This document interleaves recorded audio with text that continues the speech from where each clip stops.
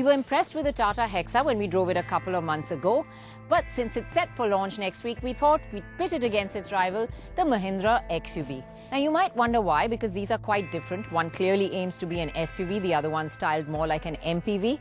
But in the marketplace, they will rival each other on price. So let's see how they match up.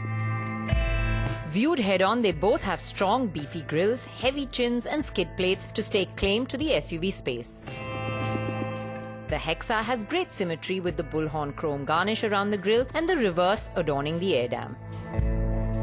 The XUV, however, has lots of cuts and curves and lines across its nose. Around the side, they take on completely different characters. Whilst the XUV maintains the upright, tall stance, the Hexa looks more stretched out and MPV-like.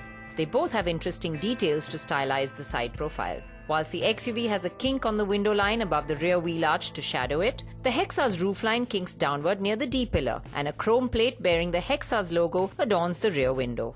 At the rear, the Hexa has a flat, clean tailgate with a large chrome strip across. The XUV has a bulging tailgate with detailed headlamps and a lot of cuts and curves again.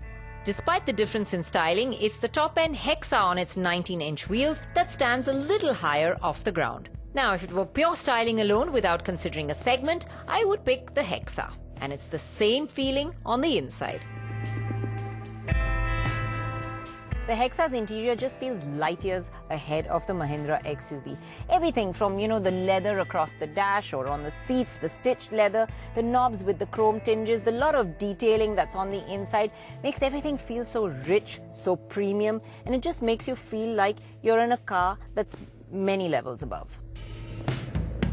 But we must mention that since the Hexa stands high off the ground, you have to climb up into the cabin. The seats are large and comfortable, and it's a simply styled dash, neatly split between aircon vents, infotainment system and climate control. Chrome and glossy black plastic adorn each part. The 5-inch touchscreen looks a little small in such a wide car, and there is a shortage of storage areas, especially in the front for the driver. Functionality-wise, Tata has packed the system with features including downloadable mobile apps for offline navigation, jukebox, remote control for the audio system, vehicle service and the owner's manual. As we learn, the apps are quite heavy in terms of battery usage, so perhaps Tata could have been more generous with the USB ports. There are only 2. But you do get 3 12-volt sockets, including one in the boot. There's also a 10-speaker JBL system that delivers immense power and clarity for all 3 rows of seats. There's 8 color configurable ambient lighting too, cruise control, auto headlamps and wipers, and a reverse camera with dynamic guidelines are also standard. However, a sunroof, push-button start and electric driver's seat adjust are features that are missing on the Hexa that the XUV offers additionally. While the XUV does pack in extra features, it completely lacks the premium feel that the Hexa offers. The dash is nowhere as well designed, and even the plastics land up looking much cheaper. However, the black and beige interiors are a nice combination, and the lighter interior makes the XUV feel more spacious on the whole. We also like the larger touchscreen that's there for the infotainment system, and the practicality of the cabin with its ample storage spaces. Now when it comes to engine specs, the Mahindra's 2.2-litre M-Hawk engine with 140 HP and 330 Nm of torque looks like the underdog. It's the Hexa that has the new Varicore 2.2 with a healthy 156 HP and 400 Nm. Let's talk about the Hexa first. Well, as soon as you start off in the Hexa, you realize this is not an easy car to park or U-turn in. The steering is heavy. The Hexa feels large and wieldy, and should you need to make a 3-point turn, consider your upper arm workout for the day done.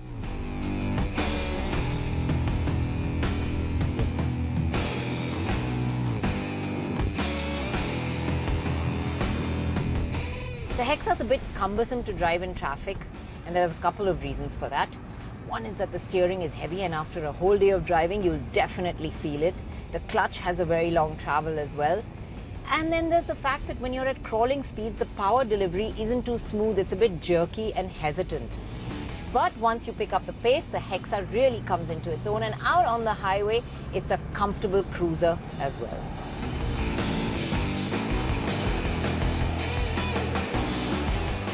However, if you switch the mode selector to dynamic, the Hexa's initial response does get better and the jerkiness at crawling speed disappears. In fact, the Hexa has the better in-gear figures and actually ambles around quite well. Now the engine has a nice wide torque band, power comes in nice and low. So you can be a lazy driver, you can sort of amble around at higher RPMs in lower gears, stop for a speed breaker, just put your foot down without shifting down and get a move on again quite easily. Now this is a good thing because you really don't want to use this gearbox too much. You need to have a really heavy hand to use it, especially first through second. You fight for it to get it into reverse gear, and in general, it's notchy and rubbery. Now, when you need to summon up power in a hurry, you will need to work that gearbox and shift down to get a move on. And when you push that engine hard, you hear it. But it's still more refined than the XUV. Overall, let's just say that the Hexa's engine doesn't like to be pushed. Drive it in a relaxed manner with light throttle inputs and it responds much better. And that leisurely experience is offered up in more ways than one. The whole experience inside the Hexa feels far more refined. You hear the engine less, you hear road noise less, you hear sounds from the outside less. In fact, the cabin is just much better insulated. Whilst the engine may not like to be pushed, the dynamics can handle a lot. Now the Hexa is a tall car, so there is a fair amount of roll when you go around corners, but you never feel unsafe. In fact, you feel surprisingly sure-footed. You can carry a fair amount of speed into the corners, and that steering that actually feels heavy at lower speeds gives you good feedback, feels very connected to the road as you pick up the pace and go around corners. The Hexa feels stable and planted at higher speeds on a highway too, and leaves you feeling surprisingly well in control behind the wheel in any condition. The only thing is, on an undulating road, the steering has a lot of kickback. The good chassis and the suspension tell on the ride as well. The ride of the Hexa is a little bit on the firmer side, but still, it's definitely the better of the two at low speeds. It's quite brilliant. It goes over everything with a pliant edge. And even as you pick up the pace, it's sort of the more calmer, flatter, more composed ride. And the overall sense of refinement in the way that the cabin shuts out everything outside and you don't hear much makes the backseat experience feel just that little bit more luxurious. In fact, the Hexa's backseat does pamper you. The Hexa does have its share of features too. I particularly like little things like this sun blind. You generally see this on luxury level cars. It's such a neat idea and so practical too.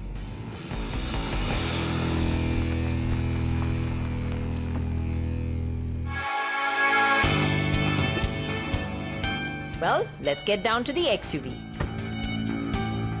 Well, getting into the XUV to drive now. And I have powered seats here, which makes it far more easy to adjust to your driving position.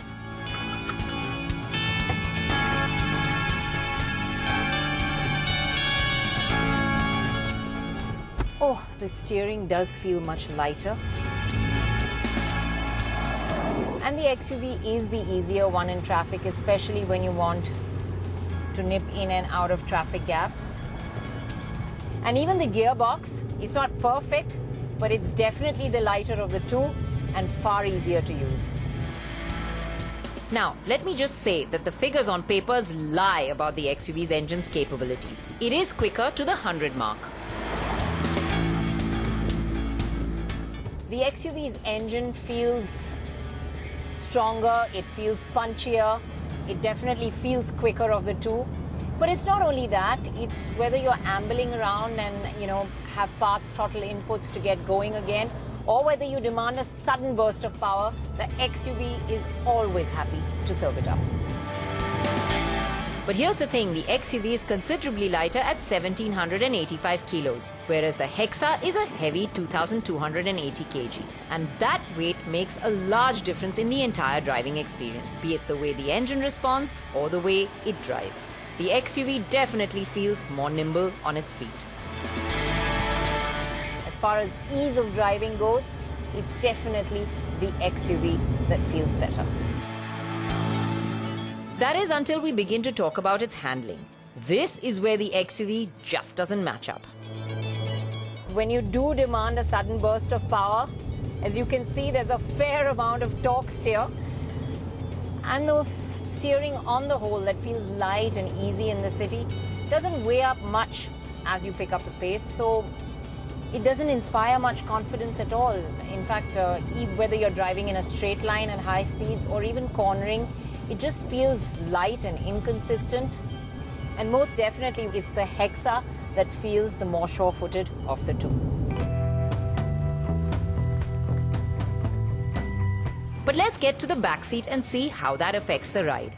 Getting into the XUV is a lot easier. The step-in is much lower, so you can sort of just slide into this back seat. And once you're on the inside, you realize that this back seat feels more spacious of the two. I think it's the flat floorboard that really helps. It opens out a lot of room. Even the central console doesn't really intrude into the back. So third passenger will definitely be more comfortable in the XUV. And it's the width as well. It feels the larger of the two. The sunroof adds to the airy feel, and so do the lighter beige-colored interiors. Now let's get back to how the softer suspension setup affects the ride. Now that's just a good example of showing you how much more movement there really is in this back seat. And it's not only that, a lot more of the road actually filters through to the passenger over here. Like I said, you know, over the smaller undulations, you do get tossed around a little bit more. So the ride quality is not one of the XUV's strengths. In addition, the suspension on the XUV works noisily. So when you consider backseat comfort to include space, refinement and ride, then it's the Hexa that wins.